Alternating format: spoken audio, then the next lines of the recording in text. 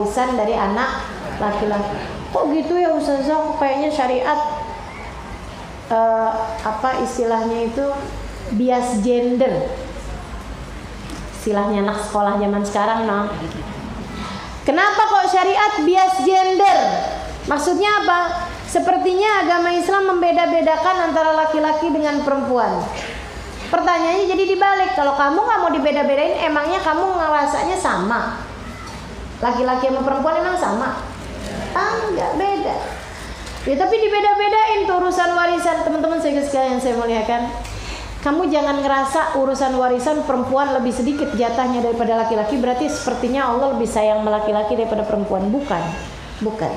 Tapi lebih kepada Allah tuh sayang sama perempuan, biarkan kamu urusan materi mendapatkan dari suamimu, mendapatkan dari anakmu, lebih daripada mendapatkan dari harta warisan. Gitu. Nah perempuan kan nafkahnya ditanggung sebenarnya sama suaminya, gitu ya. Nah kalau suami dilebihin, kenapa? Karena dia bukan ditanggung malah menanggung. Nah itu udah aturan dari Allah SWT. Kalau kita jalanin, insya Allah semuanya akan berjalan dengan baik, teman-teman sekalian. Udah nggak usah saling berusaha memperebutkan warisannya biar 2 kali ganda gitu ya. Atau misalnya seenggaknya disamain lah antara laki-laki dengan perempuan. Nggak usah, biarin aja. Nah itu jalan, biarkan aturan dari Allah SWT berlaku, berjalan, sehingga insya Allah semuanya sesuai pada prakteknya, sesuai dengan aturan dari Allah SWT, berjalan dengan bagus, berjalan dengan lancar kehidupan kita. Akekah juga kenapa sih Ustazah kita cuma 1 ekor kambing doang? Nah bagus, jadinya kan orang tua kita nggak keberatan, ya enak juga kan, alhamdulillah gitu. Kemudian yang ketiga, nah ini yang panjang nih. Yang ketiga nih yang panjang teman-teman saya sekalian. Apa itu an yurabbi tarbiyatan hasanah? Sungguhnya seorang anak masih tergadai sampai dibayarkan akikahnya. Yang tadi itu ya. Nah kapan waktunya akikah? Begitu lahir tuh udah sunnah akikah, tapi waktu terbaik adalah hari ke-7 dari kelahiran, dan tidak ada batas waktu dari akikah tersebut. Nah selagi anak tersebut masih hidup, maka masih disunnahkan untuk dibayarkan akikahnya. Kemudian sekalian saya muliakan, yang ketiganya seperti yang tadi saya sampaikan, ini yang paling panjang, an yurabbi tarbiyatan hasanah. Anak tersebut dididik dengan didikan yang baik. Didikan yang baik yang seperti apa? Sekalian saya muliakan, didikan yang baik nih, saya udah nulisin nih.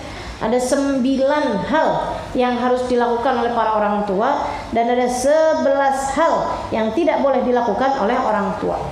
Yang pertama, yang perlu untuk kamu lakukan untuk mendidik anak-anakmu, yang pertama, tanamkan keimanan dalam diri anak-anak. Ini nomor 1 dan yang paling utama. Kenalkan anak kepada Allah.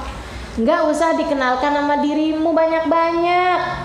Tenang aja, anak tuh kalau kenal sama Allah bakalan ngerti bagaimana memperlakukan orang tua. Sebab Allah sudah berpesan kepada semua manusia untuk baik sama orang tuanya. Pernah nggak dapetin ulama Masya Allah tapi durhaka sama orang tua?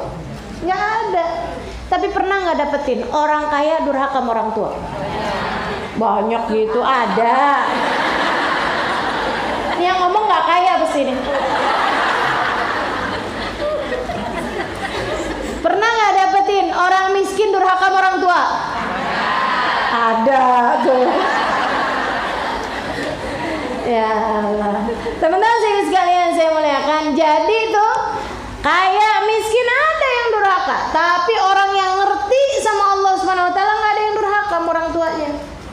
Itu artinya apa? Artinya kamu tuh kalau sama anak-anak enggak harus menjadikan mereka kaya, enggak harus menjadikan mereka jadi pejabat, jadi orang hebat, jadi orang sukses secara duniawi.